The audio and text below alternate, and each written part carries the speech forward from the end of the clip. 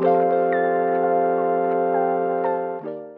everyone, and welcome to another episode of Good Marketing with Stephanie. Today, we're talking about a topic that is just lovely.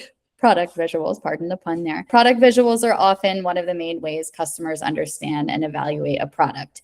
In fact, research shows that visuals directly influence 83% of shoppers when they are making the decision to buy. And your visuals go a long way in driving sales, but they can also have the opposite effect, right? So more than a quarter of consumers say they've abandoned digital shopping carts due to poor or missing product visuals, which is not great, right? Think about that for a second. If you have underwhelming visuals or no visuals at all, you could be losing like 25% of potential customers. And according to my guests today, while AI has significantly expanded marketers' ability to create visuals, it's also putting their ability to achieve accuracy and differentiation in question. And hey, don't turn this episode off if you're on the PR side of the house either. Visuals can directly influence and drive media coverage too. Since, we talk about PR a lot here. Research actually shows that press releases that include multimedia components receive over 50% more views than text-only releases, and nearly a quarter of journalists explicitly prioritize pitches that come with prepackaged multimedia assets. So it's a stat that makes sense, all right? Newsrooms are resource and time constrained. So the point here being, your product visuals, your multimedia assets, whatever they are important, they matter, and you need to make time and resources for them. So joining us today to talk about product visuals is one of the top experts in the field. My guest is the founder and CEO of MarTech3D, a 3D product visualization company for manufacturing marketers with expert 3D design and app build services. And today we're going to talk about all things product visuals. So how and why they work, the role and risks of AI in creating product visuals, and how we can shift our focus from individual assets to scalable visual content systems, which I'm very excited to learn more about. So thank you for joining us on the show today, Mark Worger. Yeah, hi. Thanks for having me. Really nice to be involved in this conversation. And I love the stats there as well. They were fantastic stats. I think I use half of those myself as well. And yeah, really true. 100%. And we're super happy to have you on the show. This is a great topic and, certainly not within my realm of expertise. So I'm really looking forward to learning more from you and chatting through all this today. But, I like to start, Mark, by asking my guests about their career journey, right? So I know you have a pretty interesting story behind how you founded MarTech3D, which, I would love to hear more about. So can you just tell our listeners where you started, how you got to where you are now, where MarTech3D came from? Just give us all the career origin story for you. Yeah, it's a pretty long one, so I'll keep it short. But I started off, I was running a medical device manufacturing company and covering all of the sales and marketing, of course. And as part of that, we used to go to a whole bunch of trade shows to try and sell and demonstrate our products. So saw a gap in the market there for how do manufacturing and other B2B companies present their products live. So started a company where we provide event tech, essentially, to be able to help customers demonstrate products, visualize products live in person at trade shows, live in person in meetings. And sort of started it with £1,000 on a credit card with my wife. So in the beginning, a real bootstrap company. That was like 13 years ago now. So a while. And it's strange because we're at the sharp end of marketing, brand activation events, trade shows. And what we found is to be able to market your products, you of course have to be able to see the products. You have to have visuals. And we thought that bit would be easy. But as we kind of started that work, it was like a can of worms. So you realize, well, to have product visuals, you have to have the products, and sometimes the products weren't there. And when we actually dug deeper, it was so hard for the companies we were working with just to get product images, just to get good content that's visual content. And that's really where the idea for MarTech3D came from. So we thought we could solve that problem. And we then started out doing what we're doing now, which is product visualization as a platform 5 years ago. So it's been quite a long journey. That's the short version. But it started out like being hands-on, seeing the problems, and then building something that could hopefully help the customers we were working with. Absolutely. And, it's such an interesting story behind MarTech3D. And, now that you've founded the company and you've been leading the company for a while, and you also mentioned, right, you're on the board, so you get kind of that double view into it as both the founder and as a board member. Can you just tell us a little bit more about the company and the customers that you work with, and really that I guess, deep dive a little further into the role of product visuals, the how-to behind it, right? Like, what do marketers need to know to be successful with product visualization, and how does MarTech3D, I know specifically for manufacturers, right? But in general, how do you deliver on that for your customers? Sure. So you mentioned at the beginning, like the importance of product visualization, just being able to see good quality images of products to start with, and then also being able to do more with it. So being able to create maybe interactive visuals or things that's going to grab people's attention, that's going to educate customers, and particularly in manufacturing, marketing, and B2B, because you're dealing with such complex products, it's super important, right? Like, people retain information so much better, they engage with your content so much better when there's good, powerful visuals. So as a company, we work primarily in the manufacturing sector. We do have a few B2C and retail customers as well, but our real strong area is manufacturing, because it's the world that we're from. And so we help companies who have essentially got like engineering files that are completely useless for marketing. So we take those files into our platform, and using a bunch of really clever tech, automation, AI, and some human expertise and services as well, we turn those engineering files into something that marketers can use. So the platform will produce product images, it will produce 3D models, it will produce augmented reality views. And we work with customers that sort of usually larger manufacturers, enterprise manufacturers. So those companies that might have 10,000 SKUs that they need product images, they're producing products all the time. So this is a constant daily headache for them of how do they produce, how do they deploy this kind of visual content. And like I said, we've had the platform live for 5 years. We do half of our business, you can tell from my accent, out of London in the UK, and then half of our business and revenue now is in the US as well. So we're growing really fast in the US. It's an exciting time for us. And so that kind of middle to large manufacturer is our typical customer. Awesome. And so I'm kind of envisioning, as you're talking through how the process works, right, of having these like engineering visuals that are useless for marketing, right? I think that's what you had said. So I'm envisioning like just this transformational process of something that's really boring and maybe hard to understand, and you turning it into something that's cool and interesting, that's visually engaging, and that also makes it easier to understand a complex product. So can you give us an example of, I don't know, maybe a cool case study or project that you've worked on, and how you took that from, again, this thing that's very like dense or complex or technical, and turned it into something that works for marketing? Yeah, okay. I'll try and make it interesting one, because so often the hard and most fascinating thing about these kind of products is it's not necessarily what they look like, actually. It's what they do. But we're still trying to explain that visually, which is quite complicated. So for example, we work with a company in metrology. So they have CMM machines, which effectively, if you are building parts, let's say for an aeroplane, it's really important that every single part is manufactured with absolute accuracy. And when we talk about accuracy, we're talking about like a thousandth of a hair width of accuracy. So they will invest millions of pounds in machines that will measure parts through that manufacturing process on a kind of daily and in real-time basis. But then those machines are really hard to have visuals for, because you don't necessarily have the machines there. It's not like you've got them on the shelf waiting. I mean, you're talking about these huge machines that are measuring airplane parts. So in this instance, our customer would have engineering, like 2D, only interesting if you're an engineer, but even then really, really hard to understand. And they're trying to stand out in the market. They're trying to differentiate their products. They're trying to engage people with their brand. They're trying to work on a global scale. So these kind of drawings, these boring engineering drawings, just weren't cutting it. They were so difficult to understand. So before, they would have to engage with maybe a 3D designer or an agency, spend an absolute ton of money trying to turn them into something that they could use for sales and marketing. With us, they upload it to our platform, and our platform essentially does all of that work. So it takes this engineering file and turns it into a really beautiful, photorealistic, usable 3D model. From there, they can then produce a whole bunch of product images. They can do an animation that shows how the product works, how it measures. They can have call outs, exploded views, see the different parts, and all this like really, really engaging content that they can then use on their socials, as part of their marketing at trade shows, as part of their email campaigns, in sales meetings, like the whole suite. And that's just one example. And then they have a bunch of machines and a bunch of parts, so they're having to do this all the time.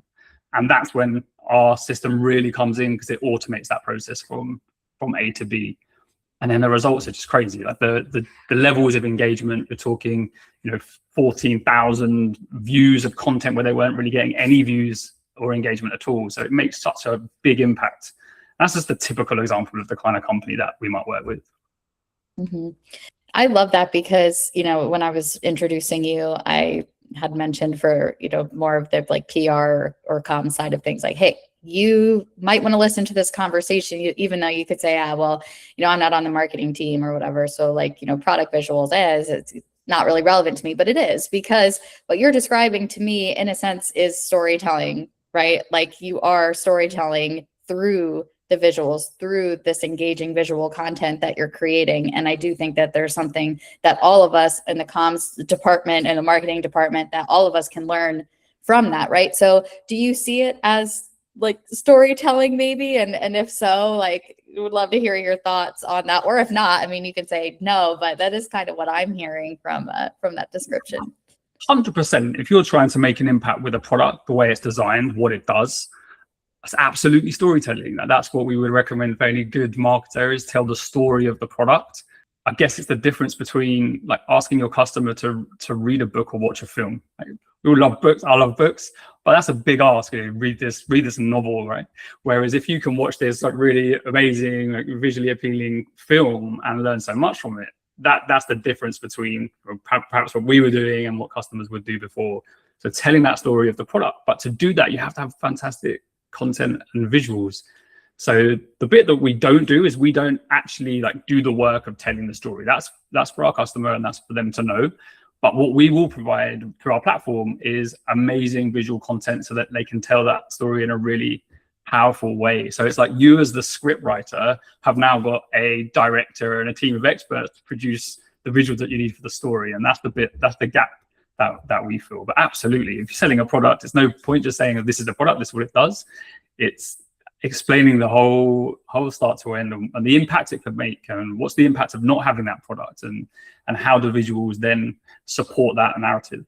Oh yeah, absolutely. And I mean, I could see it as well, adding a layer of like thinking of it again from kind of the PR perspective and the brand perspective, but adding that layer of credibility as well, right? Because you can really go in and see and understand how it works, again, what it does, right? That whole part of the story, right? That those manufacturers are trying to tell to their potential customers, rather than just, hey, here's some really, again, dense, complex, I don't know, dull thing, or just, hey, trust us, the product works great. You know what I mean? Like, I think there's so many different use cases for having something like this. And it's really fascinating to me. And I also think about the differentiation piece, right? Like, so you want to have a competitive advantage by investing in this, right? You have those assets to show the difference. But, one of the things that we had discussed pre-show is the role of AI in, creating product visuals, right? We all know that, I guess, really anybody could go on to Claude or ChatGPT or whatever it is and say, hey, I'm selling, I don't know, something technical and complex, whatever it is. I need a product visual, and it could make it, right? But the question is it going to make something that is accurate? Is it going to make something that's unique? Is it going to just make things up in general, right? So can you tell me a little bit more about, to the extent that you want to share publicly, but like, how do you use AI in your process, and how is it integrated into your platform? And what's your take on AI in general and product visuals? Sorry, that's like 3 questions in one, but would love to hear your insight on that. Yeah, it's absolutely fascinating and exciting time in technology generally, but particularly in generative tech and content. And that absolutely extends into product visuals as well. You're right to say that product visualization is, of course, important for credibility. In B2C, we don't question that. If you're going to buy a product and they can't produce a product image versus a company that can, you'll just buy the one with the picture on their website. And often people will buy the one research those with the better product images or the more comprehensive ones. We sometimes forget that in B2B. This new challenge now is that AI takes care of a lot of those problems. How many B2C websites do you go on now, and just a little footer in the picture will say generated by AI? So that solves the problem to an extent, but then you have another level of credibility, right, with AI, which is a fascinating place to be. For us, we are completely committed to AI. We absolutely love it. We think it's changing the game in terms of how easily and quickly you can produce product visuals, particularly for manufacturing products though. Accuracy, we're talking about engineers here. We're talking about, those products that are dealing with things that are a thousandth of a hair width. So it's super important that it's all accurate. AI will take liberties. It will, we all know when we prompt it to do things, it will make some stuff up. So it's really difficult to get right. We do it in two ways. One is because we're doing this every day for thousands and thousands of products, our system, and the brilliant thing about AI is it learns and we can train it. So we're training it across the board all the time, how to be more accurate with what it creates. And that's really, really hard. But it's making incredible progress at a rate that is almost unimaginable, actually. What we absolutely need though is still a human check. So with us, we go through that automated process, and we think it saves around 90% of the time it used to take someone manually to, for example, to produce a product visual. But you still need that 10%. You still need someone who can go in and say, yes, sense check it, that's correct, or that isn't correct. I think if you try and do it on your own in Claude and ChatGPT, that's where it will produce a brilliant image of a thing that is like your product, but it's not your product. It could be any product. And I think that's going to be just the most fascinating area for challenge moving forward, because all of a sudden tiny producers, tiny manufacturers can produce product imagery that they couldn't before. So then how do the larger genuine ones, or with more credibility, how do they stand out, differentiate, build that trust? It's going to be a really fascinating place over the next year, I think. Oh yeah. And, I think with the whole AI conversation, right, I tend to think of AI more in terms of writing, right? Because writing is one of my biggest products, right, that I would create through my business and my service. And I love to write, right? So like the idea of AI just like doing all the writing for everyone almost offends me, because I love writing so much, and it's such a deeply human thing, right? Like creating is such a deeply human thing. To your point, right? Like it is true. Anybody can go in and they can use AI to write all of their, blogs or LinkedIn posts or whatever it is. Just like anybody could go into AI, as you were just describing, right? And say, hey, I need my product visual for, whatever it is that I'm trying to sell. But at the end of the day, right, they haven't taken the time to actually train the AI and to actually check the AI. And so really anybody, again, those like smaller shops that you're talking about might see this as that shortcut to be able to get all those assets that they've always needed or wanted and don't have the resources to get, but they're still going to be missing this really big piece, which is in this case, the accuracy, the actual differentiator for their product, for their brand.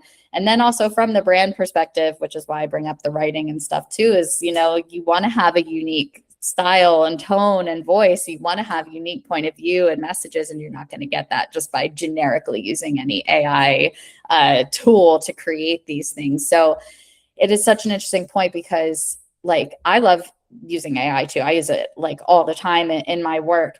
It has so many great capabilities, but it is really about how you use it and about understanding the areas where people are very much still needed. Their expertise is still needed in order to make things unique, to make them accurate. It's a very interesting conversation. And it's something I had shared with you before we started the recording was an article I had seen in the New Yorker recently that's actually about web design, right? So not product visuals per se, not writing per se, but like, a lot of these AI tools and things like that have all these websites popping up and all their front ends look exactly the same. And I think that's probably one of the best examples, and we can include that article in the show notes, but like one of the best examples of too many people using the tool to do the same thing without any differentiation, without any specific training, and without that human intervention. You just get this epidemic of sameness.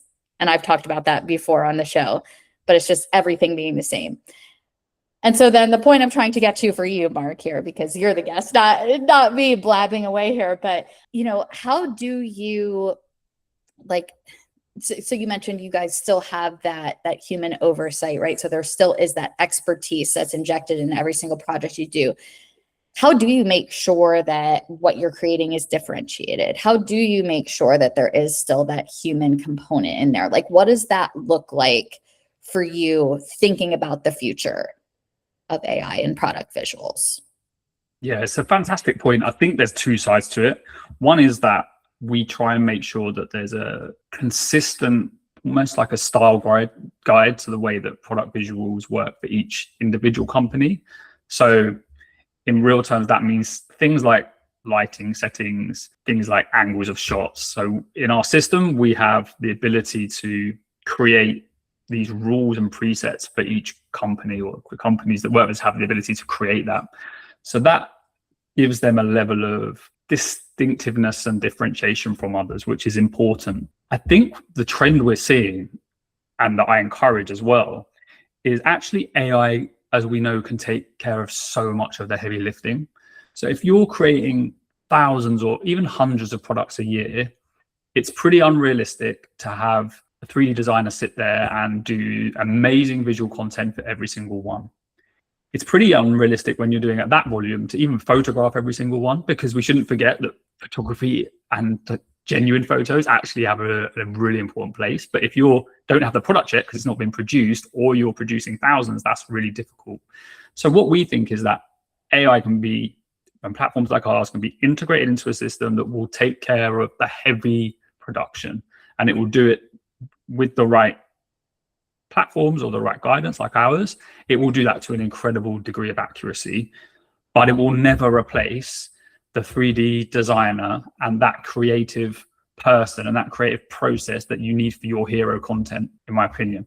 So what we would typically say is, yeah, if you've got a company with thousands of products, AI is going to take care of loads of that everyday stuff for you.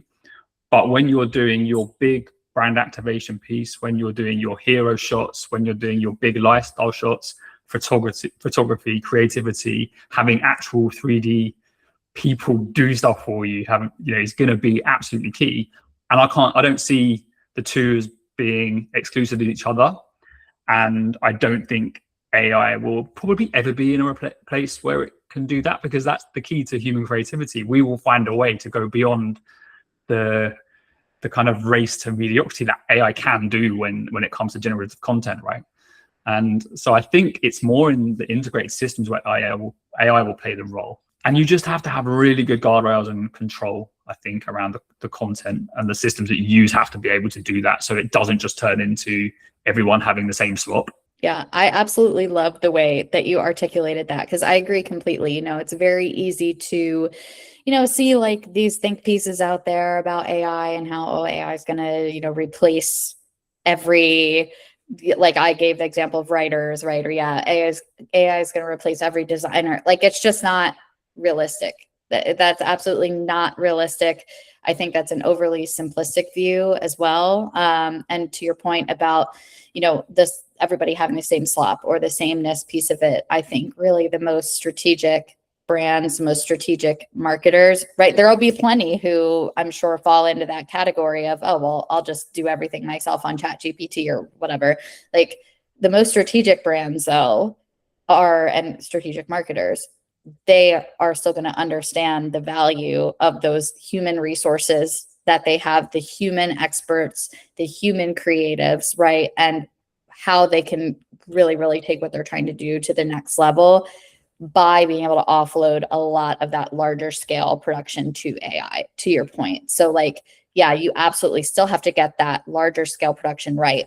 You have to have the oversight, but it can help so much with being able to funnel some of those other human resources into projects that, are like potentially really can help bring the organization to a new level or marketing program to a new level. So I think it's such a great point that you make. And that's why whenever I talk about AI on this show, like I always try to be balanced, because, you could be really, really, really for AI. You could be really, really against AI. But I think at the end of the day, AI is much more nuanced conversation than that. I certainly don't think it's going to be replacing everybody, at least not smart brands are not going to be replacing everybody with AI. So you just have a great perspective on that. And I love what you guys do and how you approach it, and your process, I think is just so smart. And, so looking ahead to kind of the future in marketing, and specifically in the product visual space, how do you, because this is one of the things that we had discussed ahead of the show, is now that brands have this opportunity, right? Marketers have this opportunity to really focus some of these other resources into strategic projects.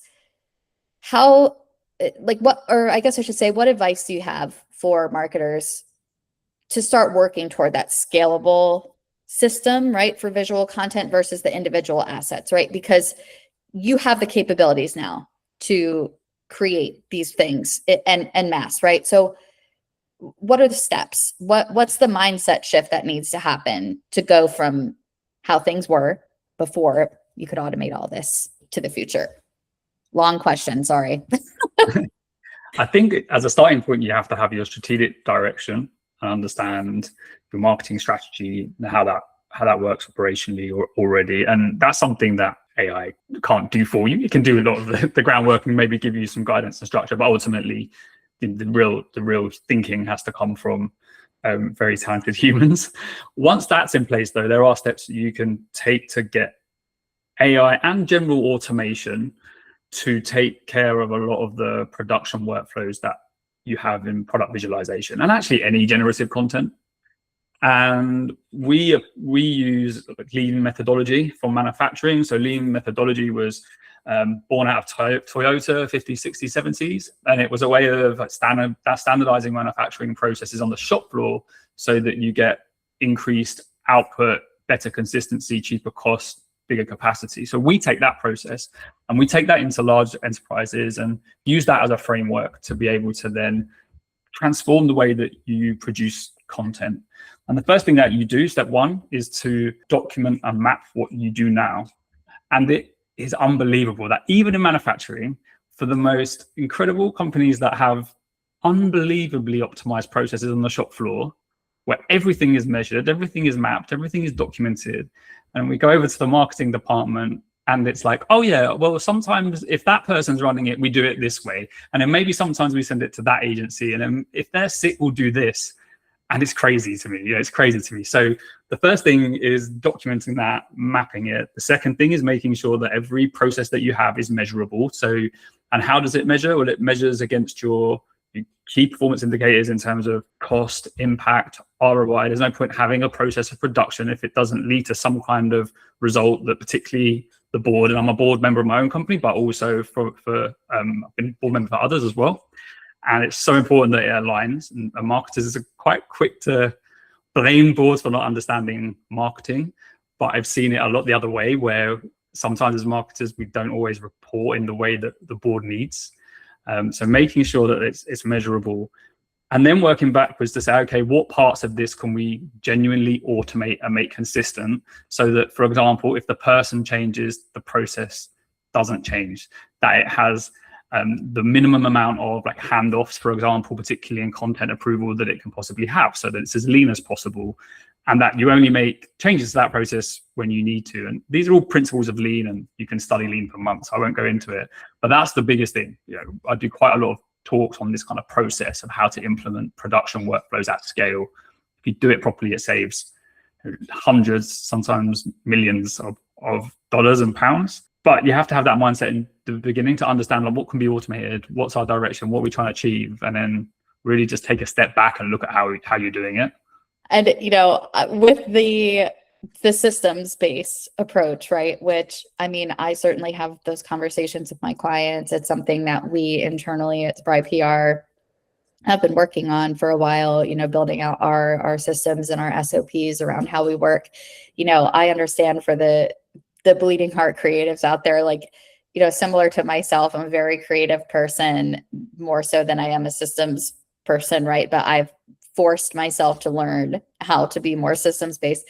Is that doing these things that you're describing they help you be more efficient. They help marketing and comms, I should say, run more efficiently like a machine in a way that they need to be successful, right? But it opens up so many more opportunities to be actually creative in other areas, right? So it's like not a bad thing at all, because in our world, it's the difference between like you sending 100 emails to your designer to say, "I'll get this right, get that right." All that's done for you in an automated way, so you can actually focus on being creative.